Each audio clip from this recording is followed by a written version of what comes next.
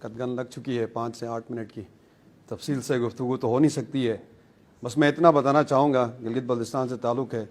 گلگت بلتستان کے جوان کیا چاہتے ہیں؟ دیکھیں، جب آپ نے ریاست جموں کشمیر کی تقسیم کی تو 3 حصے بنے. ایک مقبوضہ کشمیر بنا، ایک آزاد کشمیر بنا، ایک گلگت بلتستان تھا. مقبوضہ کشمیر کو آپ نے جس ریاست کے نیچے رہ رہے ہیں ان کے پاور ہاؤسز تک ایکسیس دی، انہیں ایک اسپیشل سٹیٹس دیا. آزاد کشمیر کو آپ نے آئین دیا، آپ نے جھنڈا دیا، آپ نے صدر دیا، آپ نے وزیر اعظم دیا، اور وہاں پہ حاکمیت اور ملکیت دی اسٹیٹ سبجیکٹ رول کی شکل میں. جب گلگت بلتستان کی بات آتی ہے تو شروع دن سے ہمارے ساتھ ظلم ہوتا رہا. ہمارے آباء و اجداد نے گلگت بلتستان کی 28,000 مربع میل ایریا کو اپنی مدد کلہاڑیوں کی مدد سے آزاد کیا. جیسے کہ بات ہوئی پہلے، ایک آزاد ریاست بنی. ریاست کو یہ چاہیے تھا کہ ہماری آزادی کو قبول کرتے، ہماری حاکمیت اور ملکیت کو قبول کرتے اور ہمارے ساتھ ایک ایکسیشن کرتے اور ہمیں پاکستان کا حصہ بنایا جاتا. اس کے مقابلے میں ریاست نے ہماری آزادی چھینی، ہمیں FCR دیا، ہمارے اوپر اس طریقے سے حکومت کی گئی جس طرح قبائل کرتے تھے، اور ہمیں راجاؤں کے پاس دوبارہ بھیج دیا گیا، جبکہ ہمارے آباء و اجداد نے تمام تر زنجیریں توڑ کے آزادی حاصل کی تھی. اور عرصہ دراز 1974 تک ہم راجاؤں کے غلام رہے. راجاؤں نے ہمارے اوپر حکومت کی، ہم سے لگان لیا، ہم سے ٹیکس لیا. اور 74 میں ہم مشکور ہیں جناب ذوالفقار علی بھٹو صاحب کے. میرا تعلق پیپل پارٹی سے، پولیٹیکل ورکر ہوں، پولیٹیکلی میں چیزوں کو پہنچانے کی کوشش کروں گا. انہوں نے وہاں سے راجگی نظام ختم کیا، وہاں سے ٹیکس لگان ختم کیا، وہاں پہ سبسڈی دی، وہاں کے لوگوں کے اندر نومنل ملکیت کا نظریہ دیا. پھر 1974 کے بعد ہم بات کرتے ہیں، پہلے ایڈوائزری کونسل بنی، پھر لیجسلیٹو کونسل بنی، اس کے بعد لیجسلیٹو اسمبلی 2009 میں محترم آصف علی زرداری صاحب نے بنائی. جو مسئلہ گلگت بلتستان کا ہے وہ یہ ہے کہ 74 سال سے آپ انہیں محروم، محکوم اور مظلوم رکھنا چاہتے ہیں.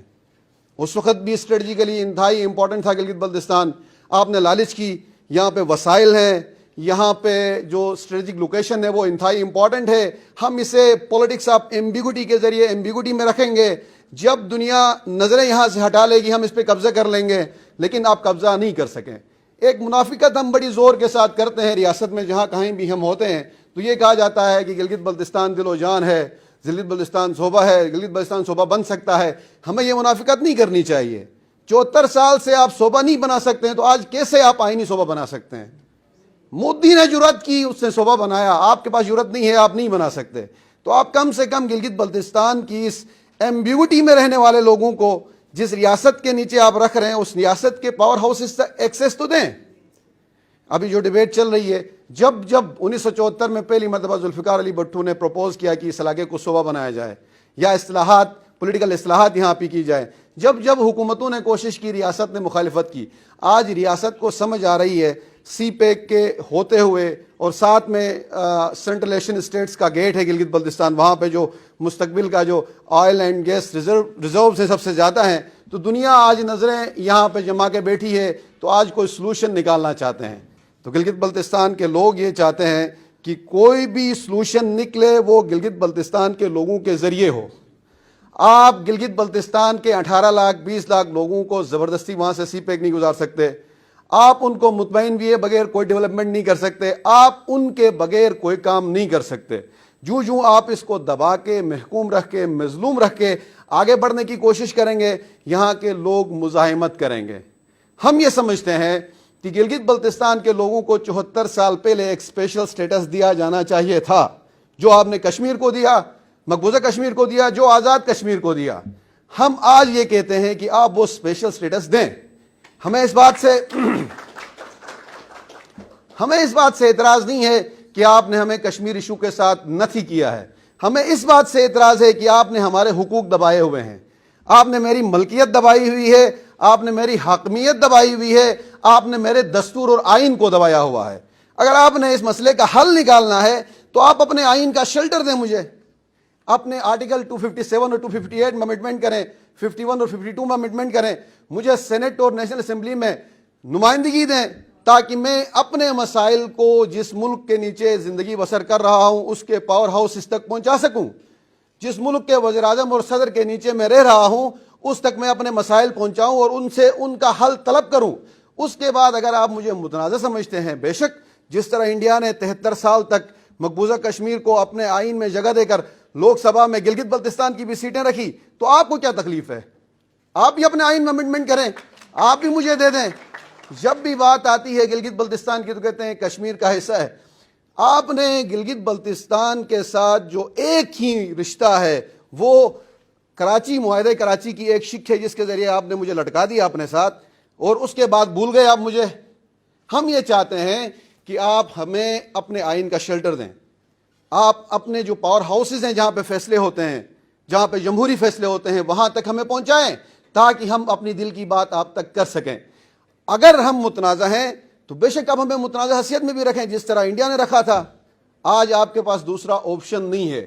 اگر آپ نے ون بیلٹ ون روڈ کا حصہ بننا ہے، آپ نے مستقبل میں سینٹرل ایشین اسٹیٹس کی طرف جو دنیا کی طاقتیں آئیں گی ان ریزورس کی طرف ان کے ساتھ مقابلہ کرنا ہے، تو گلگت بلتستان کے لوگوں کو مطمئن کرنا ہوگا. مطمئن کرنے کا طریقہ یہ ہے کہ آپ نے زبردستی میری آزادی چھینی تھی، FCR میرے اوپر لگایا تھا، میری ملکیت اور حاکمیت کو مجھ سے چھینا تھا. آج آ کے ٹیبل پہ مجھے بٹھائیں، میرے ساتھ ایک نیا سوشل کنٹریکٹ کریں اور مجھے مطمئن کریں. ہاں، اگر آپ کا مسئلہ آزادی کشمیر کا مسئلہ ہے، کشمیر کا مسئلہ ہے، تو آپ کشمیر کے مسئلے کو جب تک حل ہوتا ہے اس وقت تو میرے ساتھ بیٹھیں، اس وقت تو جمہوری طریقے سے ایک سوشل کنٹریکٹ سائن کریں تاکہ کشمیر کے ایشو کے ریزالو ہونے تک میرے لوگوں میں، میرے جوانوں میں جو محرومیاں ہیں، جو مظلوم ہیں، ان کی جو گریونسز ہیں ان کو ایڈریس کیا جا سکے. میں یہ سمجھتا ہوں گلگت بلتستان کا باشندہ ہونے کی حیثیت سے اور وہاں کا ایک پولیٹیکل ورکر ہونے کی حیثیت سے اگر آپ نے مزید گلگت بلتستان کو محکوم اور مجبور رکھنے کی کوشش کی تو یہ ایک ڈیزاسٹر ہوگا. آج گلگت بلتستان کی جو پوزیشن ہے وہ 1947 کی نہیں ہے. آج گلگت بلتستان کے جو لوگ ہیں، جو بزرگ ہیں، وہ اتنے بیوقوف نہیں ہیں. جو چیف آف آرمی سٹاف تھا وہ جا کے آپ کی اکیڈمی میں ٹریننگ کرے، جو صدر تھا وہ جا کے آپ کا سول سپلائی کے ڈپو کا CSO لگے. آج گلگت بلتستان کے لوگ پڑھے لکھے ہیں اور ڈیموکریٹک نارمز اینڈ ویلیوز کو سمجھتے ہیں. میں جس حلقے سے تعلق رکھتا ہوں، میں الیکشن میں انشاءاللہ کنٹیسٹ کروں گا GBLA 14. میرے حلقے کا جو پچھلا الیکشن کا ٹرن آؤٹ ہے وہ 64% ہے. آپ پاکستان میں کوئی حلقہ دکھاتے ہیں جہاں پہ 64% لوگ ووٹ کرتے ہوں. ہم یہ چاہتے ہیں کہ ریاست ہمارے ساتھ بیٹھے، ہماری بات سنے، ہمارے مسئلے کو ایڈریس کرے. ہمارا فیصلہ کسی بند کمرے میں نہیں ہونا چاہیے، ہمارا فیصلہ ہمارے اسمبلی میں ہونا چاہیے. ابھی ہمیں خبریں مل رہی ہیں کہ گلگت بلتستان کو صوبہ بنایا جا رہا ہے، تو ہم یہ سمجھتے ہیں کہ آئینی صوبہ نہیں بن سکتا. میں ذاتی طور پہ یہ سمجھتا ہوں آپ میں وہ جرات نہیں ہے کہ آپ گلگت بلتستان کو اس لحاظ سے آئینی صوبہ بنا سکتے ہیں. لیکن میں یہ سمجھتا ہوں اگر آپ عبوری آئینی کوئی صوبہ بنانا چاہتے ہیں جس کی بات آ رہی ہے میڈیا میں، تو آپ اسے اسپیشل سٹیٹس کا نام دیں. آپ صوبے کا نام دے کے ہمیں مزید محکوم بنانے کی کوشش نہ کریں. اور اس اسپیشل سٹیٹس میں آپ ہمیں اپنے پاور ہاؤسز تک ایکسیس دیں، سینٹ میں ایکسیس دیں اور پارلیمنٹ میں ایکسیس دیں. اور ساتھ میں ہم 74 سال تک محروم اور محکوم رہے ہیں، ان 74 سالوں کا ازالہ اس لحاظ سے کریں کہ ہمیں سبسڈی دیں، ہمیں ٹیکس ریمیٹنس دیں، ہمیں وہاں پہ پولیٹیکل اور وہاں پہ جو گروتھ نہیں ہوئی ہے اس کے اوپر ہمیں کام کرنے دیں تاکہ ہم اس قابل ہوں ایک عرصے کے بعد کہ ہم دوسرے صوبوں کا سامنا آ کے مقابلہ کر سکیں. اگر آپ یہ چیز نہیں کریں گے تو میں یہ سمجھتا ہوں کہ گلگت بلتستان اگلا بلوچستان کی طرف جانا کا راستہ دیکھ رہا ہے. ہم نے 74 سال تک آپ نے جو کچھ بھی کیا ہم نے برداشت کیا، ہم نے قلم اٹھایا، بندوق نہیں اٹھائی. آج آپ یہ چاہتے ہیں، جب کیٹو کی بات آتی ہے آپ کا ہے، پہاڑ آپ کا ہے، دریا آپ کا ہے، وہاں کی معدنیات آپ کی ہیں، وہاں کی راہداریاں آپ کی ہیں، صرف گلگت بلتستان کے لوگ آپ کے نہیں ہیں. آج گلگت بلتستان کا نوجوان اس نقطے پہ کھڑا ہے، وہ یہ سمجھتا ہے پہاڑ بھی گلگت بلتستان کا ہے اور وہاں کا دریا بھی گلگت بلتستان کا ہے، وہاں کا جنگل بھی گلگت بلتستان کا ہے. اور مستقبل قریب میں اس پورے ریجن کو جو ڈیسائیڈ کرے گی جو چیز وہ یہاں کی راہداریاں ہیں. اور گلگت بلتستان کا ہر نوجوان ان راہداریوں کی ٹیکس بھی لینا چاہتا ہے. اگر ریاست گلگت بلتستان کے نوجوانوں کو ایک نئے سوشل کنٹریکٹ کے ذریعے مطمئن نہیں کرتا ہے تو میں یہ سمجھتا ہوں کہ یہ ریاست کے لیے بہت بڑا ڈیزاسٹر ہوگا. Thank you very much.